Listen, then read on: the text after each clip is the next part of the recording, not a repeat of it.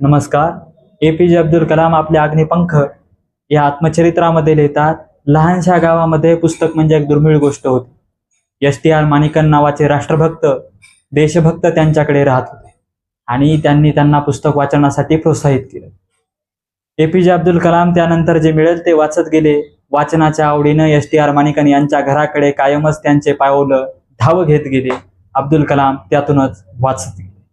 आज वाचन प्रेरणा दिन, अब्दुल कलामांची जयंती.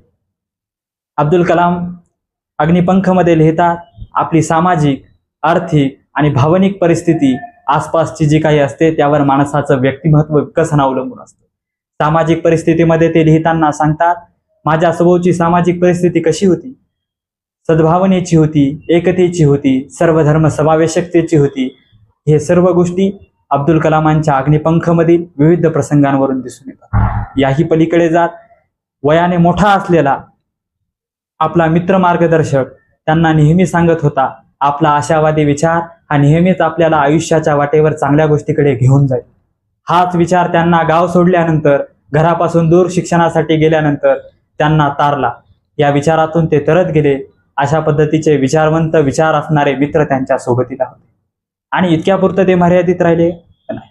विज्ञान विषयक दृष्टिकोन त्यांनी आपल्या अग्निपंखमध्ये लिहिताना सांगितला, आजकाल माणसं विज्ञान या दृष्टिकोनाला कसं पाहतात?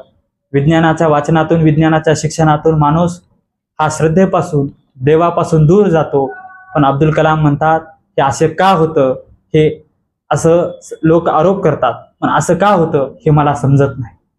विज्ञानाच्या दृष्टिकोनाविषयी ते सांगतात, विज्ञान हे माणसाला बुद्धी क्षमतेनंही मोठं करतं, त्याही पलीकडे जात ते आपली आध्यात्मिक उंची वाढवतं.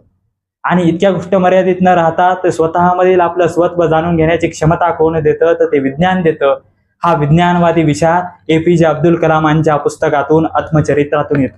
अब्दुल कलामांचा विचार हा विज्ञानवादी विचार आहे. हा विचार त्यांच्या आत्मचरित्र अग्निपंखमधून येतो. आणि इतक्यापुरतं न राहता पुढेही ते आपल्या वडिलांच्या विचारांविषयक दृष्टिकोन सांगताना ते सांगतात, दुसऱ्याला जाणून घेणं हे माणसाचं सुशिक्षितपणाचं लक्षण आहे. पण त्याही पलीकडे जात स्वतःला जाणून घेणं यात खरं शहाणपण आहे. आणि शहाणपणाची झालर असल्याशिवाय माणूस घडत नाही. हा APJ अब्दुल कलामांना वडिलांनी दिलेला वैचारिक दृष्टिकोन ते आयुष्यभर जपत आले. आणि आजच आपण आज शिक्षित होत असताना ती शहाणपणाची झालर आपल्यामध्ये आहे का हेही तपासण्याची गरज. हे सारं तपासत असताना हा विवेकवादी विचार APJ अब्दुल कलामांच्या विचारांमधून घेत आपल्याला अब्दुल कलामांच्या विचारातील भारत साकारायचा आहे. अब्दुल कलामांच्या